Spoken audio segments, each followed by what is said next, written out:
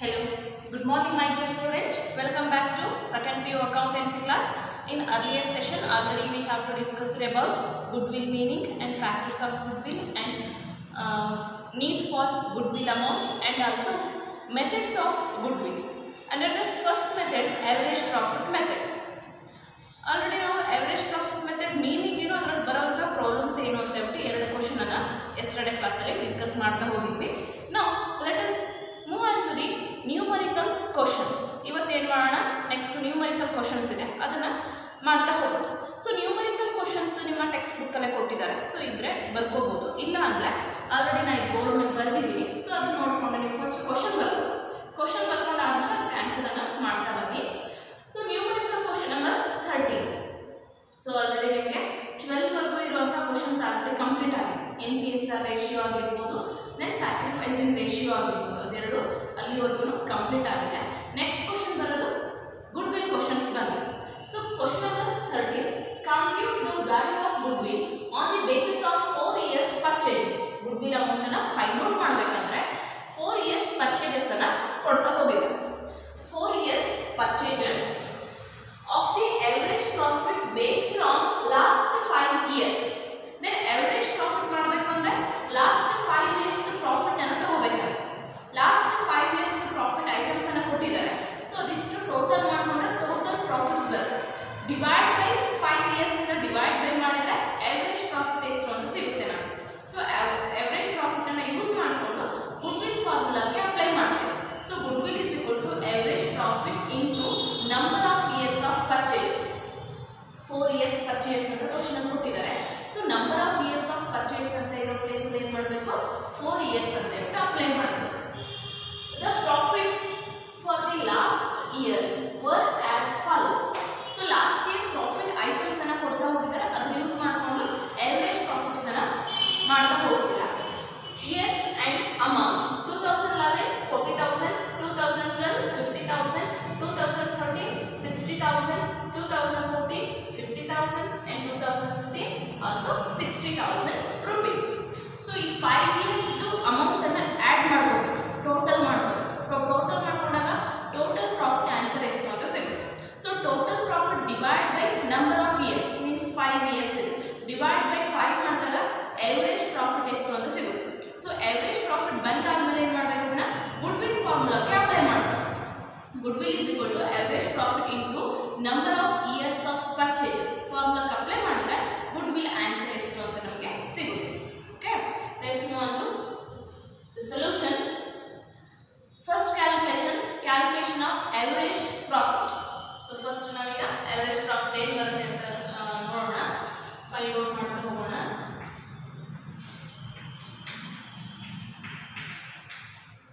Solution. First calculation.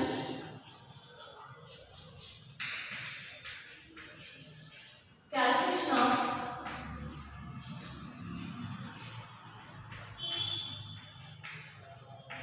average profit. Formula: average profit is equal to total profits of last few years divided by number of years. So total profit last few years ಅಂತ ಹೇಳಿದೆ. So last few years ಅಂದ್ರೆ ಈ 5 years amounts ಏನು ಕೊಟ್ಟಿದ್ದೀವಲ್ಲ ಅದು last years profit items ಅನ್ನ ತಗೊಳ್ತಾ ಹೋಗ್ಬೇಕು, plus ಮಾಡ್ತಾ ಹೋಗ್ಬೇಕು. ಡಿವೈಡ್ ಬೈ ಅದು ಎಷ್ಟು ಇಯರ್ಸ್ ಇದೆ ಅದರಿಂದ ಡಿವೈಡ್ ಬೈ ಮಾಡ್ತೀರಾ 1 2 3 4 5.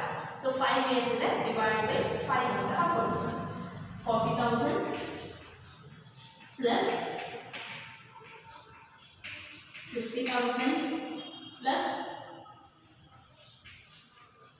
60,000 plus 50 again plus 60 divide by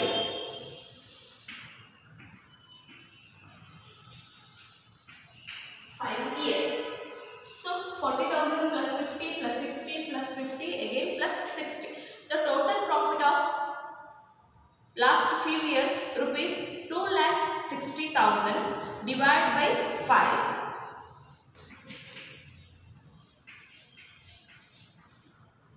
2,60,000 divided by 5 is equal to 52,000. So average profit would be 52,000. So average profit and answer bantala ee amount anna use ಮಾಡಿಕೊಂಡು goodwill amount anna find out ಮಾಡಬೇಕು. Then second calculation,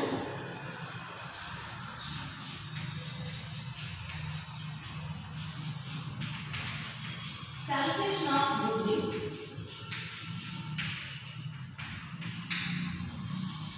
Formula: goodwill is equal to average profit into number of years of purchase. So formula ಏನಂದ್ರೆ goodwill formula average profit into number of years of purchases ಅಂತ formula ಇದೆ. So ಹಾಗಾಗಿ ನೀವು ಏನು ಮಾಡಬೇಕು, average profit ಅನ್ನು apply ಮಾಡಬೇಕು 52,000 and number of years of purchases 4 years ಇದೆ. So 52,000 into 4. So ಎರಡನ್ನ ಮಲ್ಟಿಪ್ಲೈ ಮಾಡಿದಾಗ ನಮಗೆ ಆನ್ಸರ್ ಎಷ್ಟು ಅಂತ ಸಿಕ್ಬಿಡುತ್ತೆ.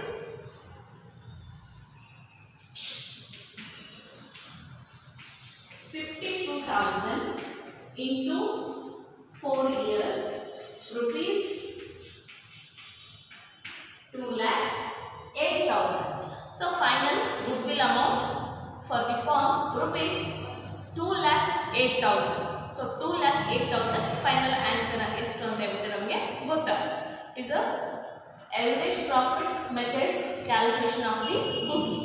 So goodwill calculation and the average profit method ಯಾವ ರೀತಿ ಮಾಡೋದು ಅಂತ ಹೇಳ್ಬಿಟ್ಟು ಈ ಕ್ವೆಶ್ಚನ್ ಇಂದ ನಮಗೆ ಇಲ್ಲಿ ಗೊತ್ತಾಗ್ತದೆ. Then let's move on to second method. Second method is a super profit method. So ಈಗ ನಾವು ಮಾಡಿದ್ದು average profit method ಮಾಡಿದ್ವಿ.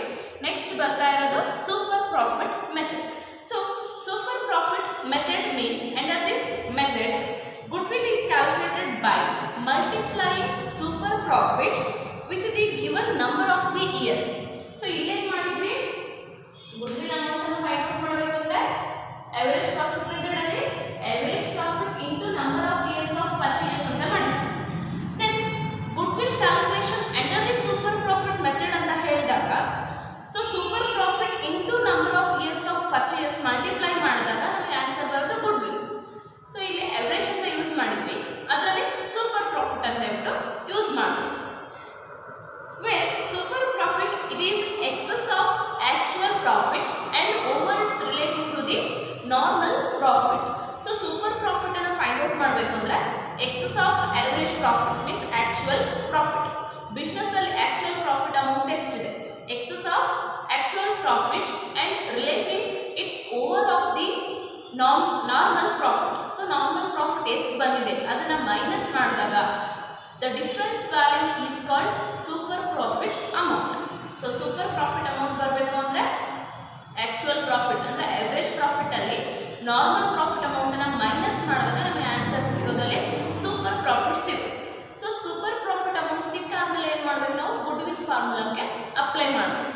So goodwill is equal to super profit into number of years of purchase. Formula apply ಮಾಡಿದ್ರೆ answer ಎಷ್ಟು ಅಂತ ಹೇಳ್ಬಿಟ್ಟು ಸಿಗುತ್ತೆ. It is desirable to value goodwill on the basis of excess of the profit. Goodwill is valued the excess of the profits and not the actual profit.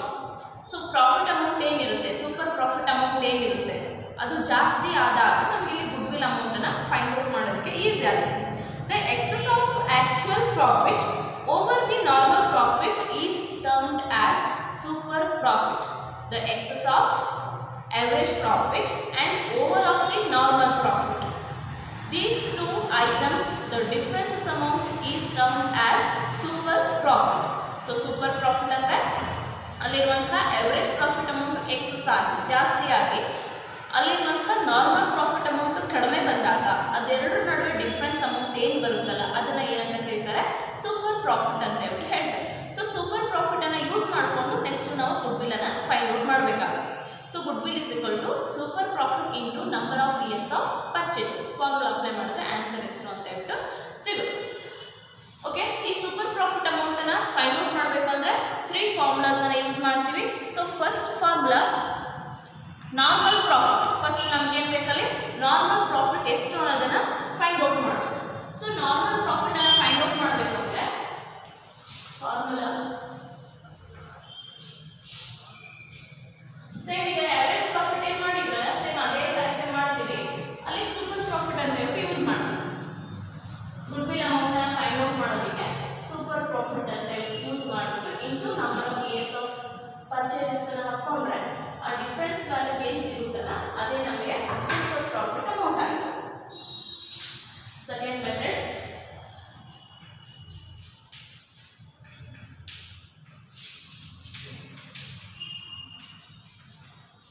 Super profit method. Formulas so super profit method ಅಂಡರಲ್ಲಿ goodwill ಅಮೌಂಟನ್ನು find out ಮಾಡಬೇಕಂದ್ರೆ 3 ಸ್ಟೆಪ್ಸನ್ನು follow ಮಾಡಬೇಕಾಗುತ್ತೆ. ಡೈರೆಕ್ಟಾಗಿ ಕ್ವಶನಲ್ಲಿ ಅವರೇ super profit ಕೊಟ್ಟು number of ಇಯರ್ಸ್ನ ಪರ್ಚೇಸನ್ನು ಕೊಟ್ಬಿಟ್ರೆ ಡೈರೆಕ್ಟಾಗಿ ಮಲ್ಟಿಪ್ಲೈ ಮಾಡಬೇಕು, ಆನ್ಸರ್ ಗುಡ್ ವಿಲ್ ಎಷ್ಟು ಅಂತ ಸಿಗುತ್ತೆ. ಇನ್ ಕೇಸ್ ಕ್ವಶನಲ್ಲಿ ಸೂಪರ್ ಪ್ರಾಫಿಟ್ ಕೊಟ್ಟಿರೋಲ್ಲ, ಎವರೇಜ್ ಪ್ರಾಫಿಟ್ ಕೊಟ್ಟಿರೋಲ್ಲ ಆ್ಯಂಡ್ ನಾರ್ಮಲ್ ಪ್ರಾಫಿಟ್ ಕೊಟ್ಟಿರೋಲ್ಲ. ಸೊ ಅದಿಷ್ಟನ್ನು ನೀವು ಫೈಂಡ್ ಔಟ್ ಮಾಡಿಕೊಂಡು ನೆಕ್ಸ್ಟ್ ಅದಕ್ಕೆ ಏನು ಬೇಕು ಫಾರ್ಮುಲಾ ಅದನ್ನು ಅಪ್ಲೈ ಮಾಡ್ತಾ ಹೋಗಬೇಕಾಗುತ್ತೆ. ಸೊ ಫಸ್ಟ್ ನಮಗೆ ಕ್ವಶನಲ್ಲಿ ನಾರ್ಮಲ್ ಪ್ರಾಫಿಟ್ ಕೊಟ್ಟಿರಬೇಕು. ಸೊ ನಾರ್ಮಲ್ ಪ್ರಾಫಿಟ್ ಏನಕ್ಕೆ ಯೂಸ್ ಆಗುತ್ತೆ? ಸೂಪರ್ ಪ್ರಾಫಿಟ್ ಫೈಂಡ್ ಔಟ್ ಮಾಡೋದಕ್ಕೆ ಯೂಸ್ ಆಗುತ್ತೆ. ಸೊ ಸೂಪರ್ ಪ್ರಾಫಿಟಿಗೆ ಯೂಸ್ ಆಗುವಂಥದ್ದು average profit and normal profit. So average ಪ್ರಾಫಿಟನ್ನು ಕೊಟ್ಟಿರಬೇಕು ಕ್ವಶನ್, ಅವಾಗ ನಮಗೆ ಸೂಪರ್ ಪ್ರಾಫಿಟ್ ಫೈಂಡ್ ಔಟ್ ಮಾಡೋದಕ್ಕೆ ಈಸಿ ಆಗುತ್ತೆ.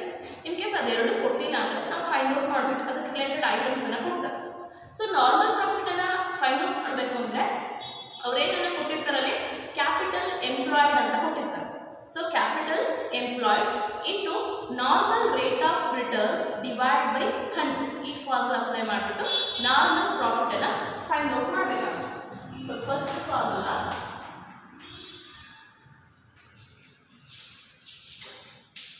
Normal profit is equal to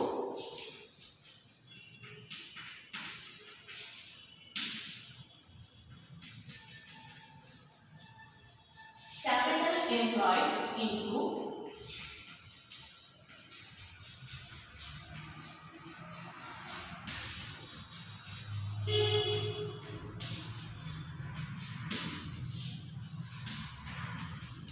normal rate of return divided by 100. So capital employed ಅಂದ್ರೆ assets items ಅನ್ನು ಕೊಟ್ಟಿರ್ತಾರೆ ಕ್ವಶನ್, excluding goodwill amount and excluding outside liabilities. So ಅದೆರಡನ್ನ ಬಿಟ್ಟು ಉಳಿದಿರೋ ಅಮೌಂಟು ಕ್ಯಾಪಿಟಲ್ ಎಂಪ್ಲಾಯ್ಡ್ ಆಗಿದೆ. So capital employed into normal rate of return divide by 100 ಪರ್ಸೆಂಟೇಜನ್ನು ಕೊಟ್ಟಿರ್ತಾರೆ. 10%, 15%, 20% ಅಂತ ಹೇಳ್ಬಿಟ್ಟು ಪರ್ಸೆಂಟೇಜನ್ನು ಕೊಟ್ಟಿರ್ತಾರೆ. ಸೊ ಅದನ್ನ ಅಪ್ಲೈ ಮಾಡಿ. ಫಾರ್ ಎಕ್ಸಾಂಪಲ್ 15% ಇದೆ, 15 divide by 100. So capital employed into ಪರ್ಸೆಂಟೇಜನ್ನು ಅಪ್ಲೈ ಮಾಡಿದಾಗ ಆನ್ಸರ್ ಏನು ಬರುತ್ತೆ? ಅದೇನು ನಾರ್ಮಲ್ ಪ್ರಾಫಿಟ್ ಅಮೌಂಟ್ ಆಗಿದೆ. ಸೊ ಈ ನಾರ್ಮಲ್ ಪ್ರಾಫಿಟ್ ಸಿಕ್ಕಾದ್ಮೇಲೆ ಏನು ಮಾಡಬೇಕು? ಸೂಪರ್ ಪ್ರಾಫಿಟ್ ಅಮೌಂಟನ್ನು ಫೈಂಡ್ ಔಟ್ ಮಾಡಬೇಕು. ಕ್ವಶನಲ್ಲಿ ಡೈರೆಕ್ಟ್ ಕೊಟ್ಟರೆ ಫಾರ್ಮುಲಾ ಅಪ್ಲೈ ಮಾಡೋದು ನೆಸೆಸರಿ ಇರಲ್ಲ, ಬಟ್ ಅವರು ಡೈರೆಕ್ಟಾಗಿ ಕೊಡೋದು. ಸೊ ಹಾಗಾಗಿ ಫಾರ್ಮುಲಾಸನ್ನು ಯೂಸ್ ಮಾಡಿ. ಸೊ ಸೂಪರ್ ಪ್ರಾಫಿಟನ್ನು ಯೂಸ್ ಮಾಡಬೇಕು ಅಂದರೆ ಫೈಂಡ್ ಔಟ್ ಮಾಡಬೇಕು ಅಂದರೆ average profit minus normal profit. Already ಮೀನಿಂಗಲ್ಲೇ ಬಂದಿದೆ. Super profit method means it is the excess of the average profit over its relating to the normal profit. The differences value is termed as super profit. ಆ ಎರಡು ನಡುವೆ ಏನು difference ಬರುತ್ತಲ್ಲ ಆ amount super profit ಆಗಿದೆ. ಯಾವುದು amount ನಡುವೆ ಬರುವಂಥ ಡಿಫರೆನ್ಸ್ ಆಗಿರುತ್ತದೋ average profit and super profit minus average profit minus normal profit. So average profit ಮಾಡೋದು ಆಲ್ರೆಡಿ ನಿಮಗೆ ಗೊತ್ತಿದೆ. ಇವಾಗ ಹಿಂದಿನ ಮೆಥಡ್ ಅಲ್ಲಿ average profit ಫಾರ್ಮುಲಾ ಬಂದಿದೆ. average profit is equal to total profit of the last few years divided by number of years. So in case ಅಲ್ಲಿ ಕೂಡ number of years profit ಏನಾದರೂ ಕೊಟ್ಟರೆ ನೀವು ಅದನ್ನು ಯೂಸ್ ಮಾಡಿಕೊಂಡು ಎವರೇಜ್ ಎಷ್ಟು ಬರುತ್ತೆ ಫೈಂಡ್ ಔಟ್ ಮಾಡಬೇಕು. ಎವರೇಜ್ ಫೈಂಡ್ ಔಟ್ ಮಾಡಾದ್ಮೇಲೆ ನಾರ್ಮಲ್ ಪ್ರಾಫಿಟಿನ ಮೈನಸ್ ಮಾಡಬೇಕು. So normal profit formula capital employed into normal rate of return divide by 100 formula apply ಮಾಡಿದ್ರೆ ಎಷ್ಟು ಆನ್ಸರ್ ಅಂತ ಬರುತ್ತೆ.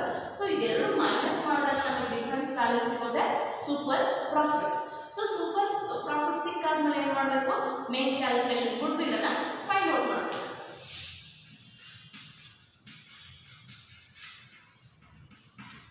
ಸೊ ಗುಡ್ ವಿಲ್ ಅಮೌಂಟ್ ಅನ್ನ ಫೈಂಡ್ ಔಟ್ ಮಾಡಬೇಕು ಅಂದ್ರೆ ಇಲ್ಲಿ ಸೂಪರ್ ಪ್ರಾಫಿಟ್ ಫೈಂಡ್ ಔಟ್ ಮಾಡ್ಕೊಳ್ಳಿ.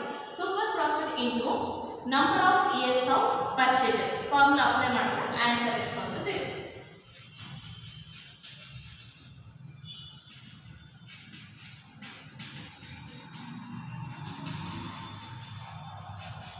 number of years of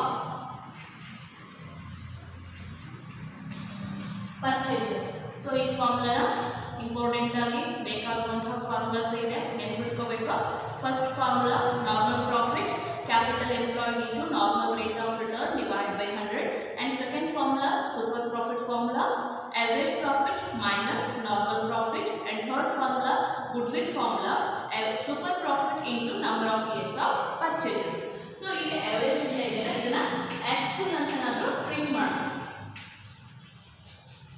actual profit in case ನಿಮಗೆ ಕ್ವೆಶ್ಚನ್ ಅಲ್ಲಿ average ಅಂತ ಕೊಟ್ಟಿಲ್ಲ ಅಂದ್ರೆ actual profit ಅಂತಾನೆ ಮೆನ್ಷನ್ ಮಾಡಿರ್ತಾರೆ. ಸೊ ಹಾಗಾಗಿ ಇದನ್ನ actual profit ಅಂತ ನಾವು ಹೇಳ್ತೀವಿ. ಸೊ ಈ ಫಾರ್ಮುಲಾ 3 ಏನು ಕೊಟ್ಟಿದ್ದಾರೆ ಇದ್ರ ಬೇಸ್ ಆಗಿ ನಾವು ನೆಕ್ಸ್ಟ್ ಆನ್ಸರ್ ಅನ್ನ ಮಾಡ್ತಾ ಹೋಗಬೇಕಾಗುತ್ತೆ. Next numerical problem 14. Next continue part ಅಲ್ಲಿ 13 ಕ್ವೆಶ್ಚನ್ ಆಯಿತು, ಈಗ 14th question on the basis of second method super profit method. So super profit method ಅಂಡರಲ್ಲಿ ನ್ಯೂಮರಿಕಲ್ ಕ್ವೆಶ್ಚನ್ ನಂಬರ್ 14 ಇದೆ, ಅದನ್ನ ಮಾಡ್ತಾ ಹೋಗೋಣ.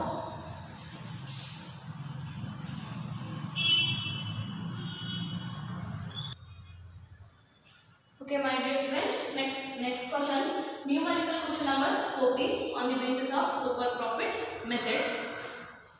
Capital employed in the business is rupees 2 lakhs. So capital employed answer is to the question on ಕೊಟ್ಟಿದ್ದಾರೆ. The normal rate of return on the capital employed is 15%. So capital employed percentage ನ ಕೊಟ್ಟಿದ್ದಾರೆ 15%. So ಅದೆರಡನ್ನ multiply ಮಾಡಿದಾಗ ನಮಗೆ answer ಏನು ಬರುತ್ತೆ, normal profit answer ಬರುತ್ತೆ.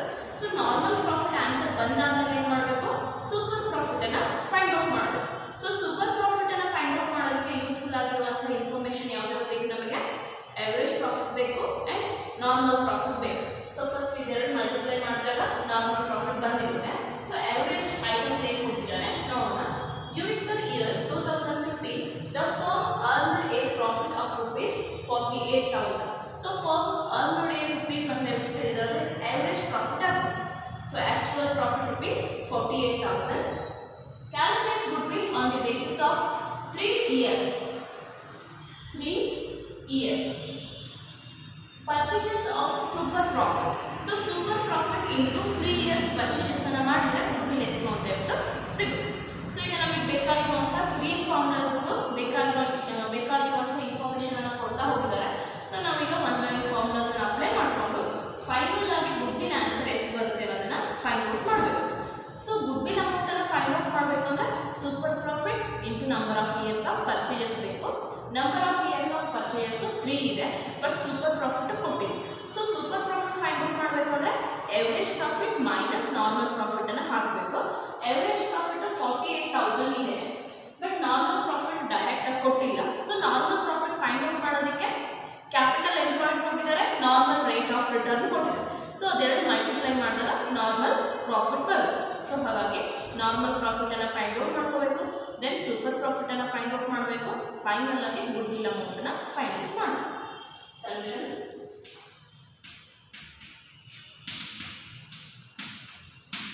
First calculation.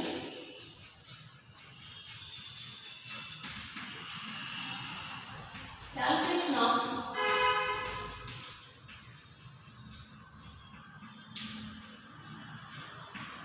normal profit. So normal profit formula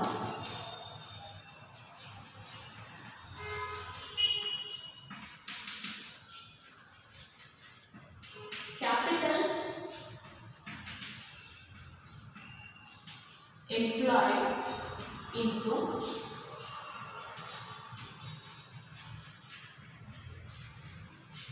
normal rate of return divided by 100. Normal rate of return divided by 100.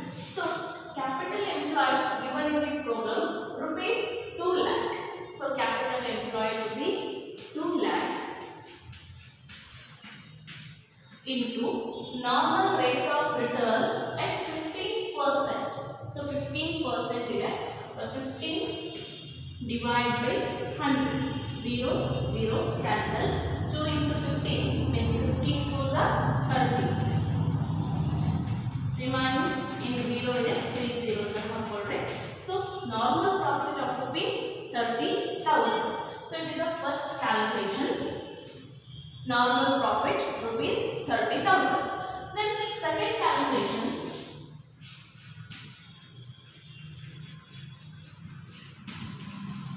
Calculation of super profit.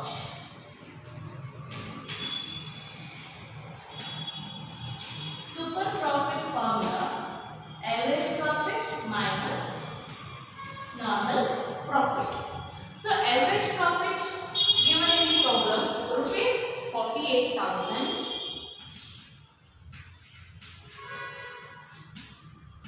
and normal profit we got rupees 30,000.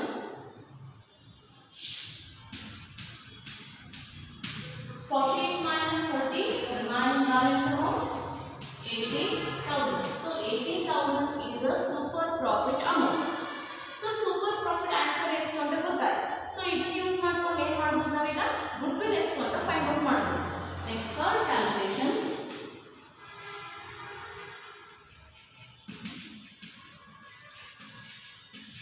Calculation of goodwill.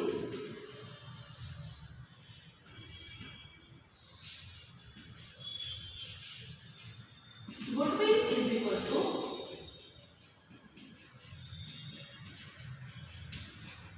super profit into number of years of purchase.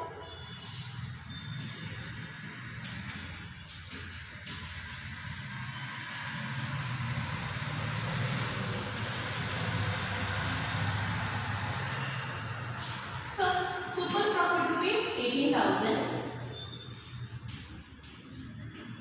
into number of years of purchases. Is particular question ali calculate goodwill on the basis of 3 years purchases anta helidare question ali. So number of years of purchases 3. Number of years of purchases 3 ಆಯಿತು. So super profit 18,000 ಇದೆ. Number of years of purchases 3. So 18 into 3 multiplication ಮಾಡಿದ್ರೆ ನಮಗೆ final answer ಎಷ್ಟು ಅಂತ ಸಿಗುತ್ತೆ. 18 3s are 54. So answer total goodwill amount of the firm rupees 54,000 under the second method super profit method. So super profit method ಅಲ್ಲಿ find out ಮಾಡಬೇಕು ಅಂದ್ರೆ ಈ 3 formulas ಅನ್ನು ಯೂಸ್ ಮಾಡಬೇಕು. ಸೊ ಫಸ್ಟ್ ಫಾರ್ಮುಲಾ ಇದೆಯಲ್ಲ ನಾರ್ಮಲ್ ರೇಟ್ ಆಫ್ ರಿಟರ್ನ್ ಅದನ್ನ question ಅಲ್ಲಿ ಕೊಟ್ಟಿರ್ತಾರೆ. ಸೊ ಅದನ್ನ ಅಪ್ಲೈ ಮಾಡಿಕೊಂಡ್ರೆ ನಾರ್ಮಲ್ ಪ್ರಾಫಿಟ್ ಬರುತ್ತೆ. ದೆನ್ ಸೂಪರ್ ಪ್ರಾಫಿಟ್ಗೆ ಅಪ್ಲೈ ಮಾಡ್ತೀರಾ ಸೂಪರ್ ಪ್ರಾಫಿಟ್ ಬರುತ್ತೆ. ಅದನ್ನ ಯೂಸ್ ಮಾಡಿಕೊಂಡು ಫೈನಲ್ ಆಗಿ ಗುಡ್ ವಿಲ್ ಅನ್ನು ಫೈಂಡ್ ಔಟ್ ಮಾಡ್ತಾ ಹೋಗ್ತೀವಿ. ಸೊ ಫಸ್ಟ್ ಮೆಥಡ್ಗೂ ಸೆಕೆಂಡ್ ಮೆಥಡ್ಗೂ ಸ್ವಲ್ಪ ಡಿಫ್ರೆನ್ಸ್ ಇದೆ. ಸೊ ಫಸ್ಟ್ ಮೆಥಡಲ್ಲಿ ಎವರೇಜ್ ಪ್ರಾಫಿಟ್ ಮೆಥಡಲ್ಲಿ number of years of total profit ಅನ್ನು ಮಾಡಿಕೊಂಡು ಡಿವೈಡ್ ಬೈ ಮಾಡಿಕೊಂಡ್ರೆ ಆವ್ರೇಜ್ ಅಮೌಂಟ್ ಸಿಗುತ್ತೆ. ಅದನ್ನು ಯೂಸ್ ಮಾಡಿಕೊಂಡು ಗುಡ್ ವಿಲ್ ಅಮೌಂಟನ್ನು ಫೈಂಡ್ ಔಟ್ ಮಾಡ್ತೀವಿ. Average profit into number of years of purchase ಮಾಡ್ತೀವಿ. ಸೂಪರ್ ಪ್ರಾಫಿಟ್ ಮೆಥಡಲ್ಲಿ super profit into number of years of purchases ಅನ್ನು ಮಾಡ್ತಾ ಹೋಗ್ತೀವಿ. Next question.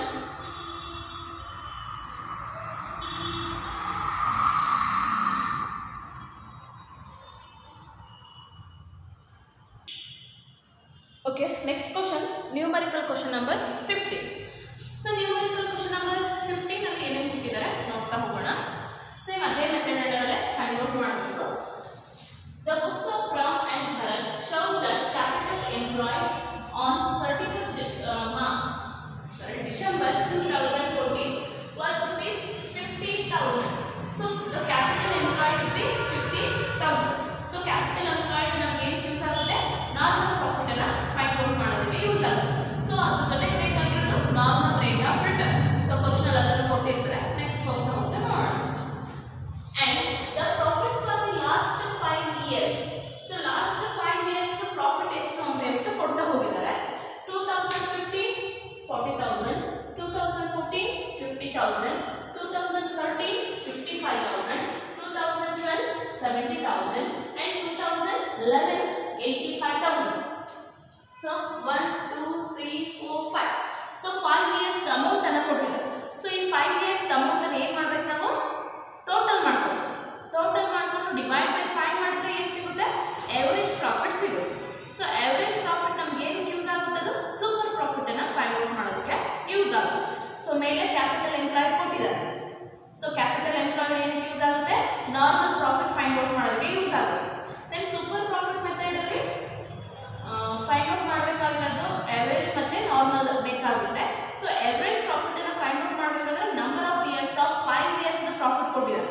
So total profit of last few years divide by number of years formula ಇದೆಲ್ಲ ಅದನ್ನ apply ಮಾಡಿಕೊಂಡ್ರೆ average profit ಎಷ್ಟು ಅಂತ ಸಿಗುತ್ತೆ. ಸೊ ಅದೆರಡನ್ನ ಮೈನಸ್ ಮಾಡಿದಾಗ ಸೂಪರ್ ಪ್ರಾಫಿಟ್ ಆನ್ಸರ್ ಬರುತ್ತೆ. Then calculate the value of goodwill on the basis of 3 years on the basis of 3 years purchases. So it is used for calculate the goodwill amount. Goodwill amount na find out ಮಾಡೋದಕ್ಕೆ 3 years purchase ನಮಗೆ help ಆಗುತ್ತೆ.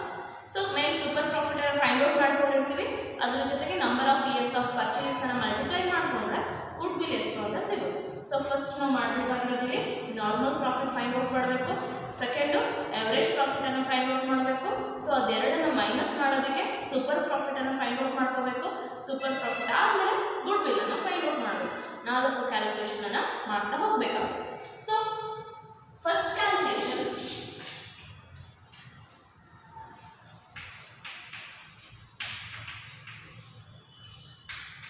solution. First one, calculation of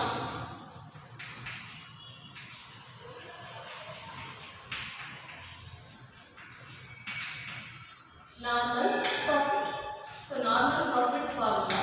So short ಆಗಿ ಬರೀತೀನಿ, full form ಅಲ್ಲಿ ಬರ್ಕೊಳ್ಳಿ. Normal profit is equal to capital employed into normal rate of return divided by 100. So capital employed starting ಅಲ್ಲಿ ಕೊಟ್ಟಿದ್ದಾರೆ 50,000 ಇದೆ. Capital employed 50,000 into normal rate of return ಅಲ್ಲಿ 3 years purchases of the average super profits of the last 5 years, assuming that the normal rate of return is 10%. So normal rate of return 10% ಅಂತ ಹೇಳ್ತಾರೆ. So let's have the figure 10 divided by 100. 0 0 0 cancel. Remaining capital employed rupees 5,000. Capital employed rupees 5,000.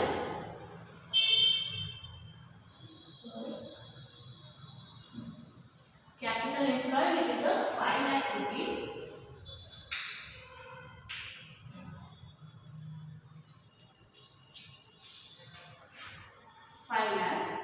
and 50,000. So 50,000 amount ತಗೊಂಡ್ರೆ 5,000 ಬಂದ್ಬಿಡ್ತಿತ್ತು. So total capital employed 5 lakh ಇದೆ. So 5 lakh into 10 divided by 100 ಮಾಡಿದ್ರೆ 50,000 ಬರುತ್ತೆ. So normal profit amount 50,000 ಆಯಿತು. So 50,000 ಸಿಕ್ಕಾಯಿತು. Then ನಾವು ಮಾಡಬೇಕಾಗಿರೋದು average ಅನ್ನು ಮಾಡಬೇಕು. First calculation complete. Then second calculation of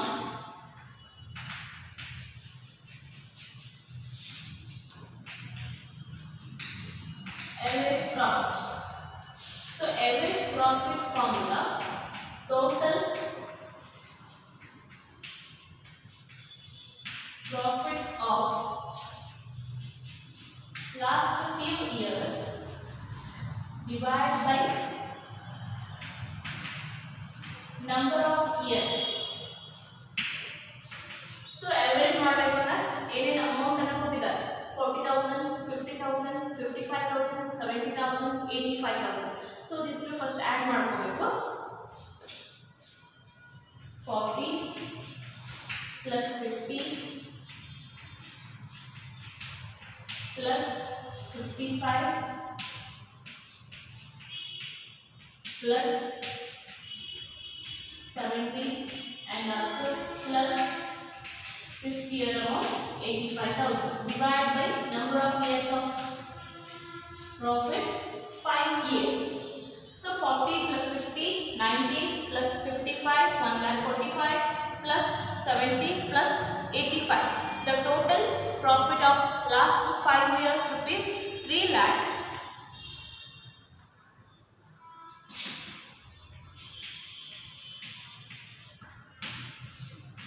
divided by 5 years.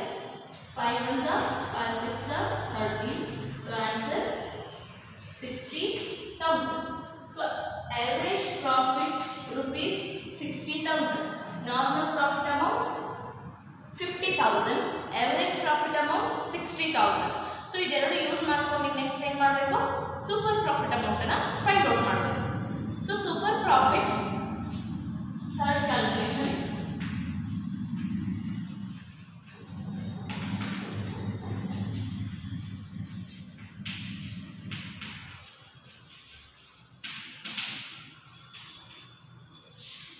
Super profit is equal to average profit minus normal profit.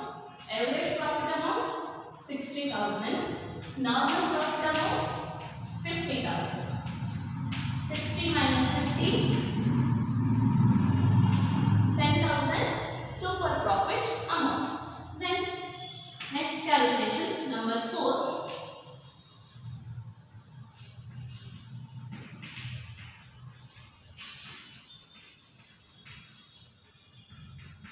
Calculation of goodwill.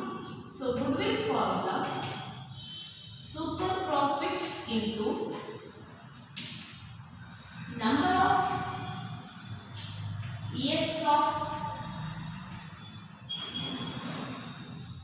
purchase. Super profit amount 10,000 into number of years of purchases 3 years. So into 3, 10,000 into 3, goodwill amount 30,000. So total goodwill of the firm rupees 30,000. It is a final answer. Numerical question number 15. Okay, my dear student, today's class is over. Then I will continue to the next class. Next method, capitalization method. Okay, thank you.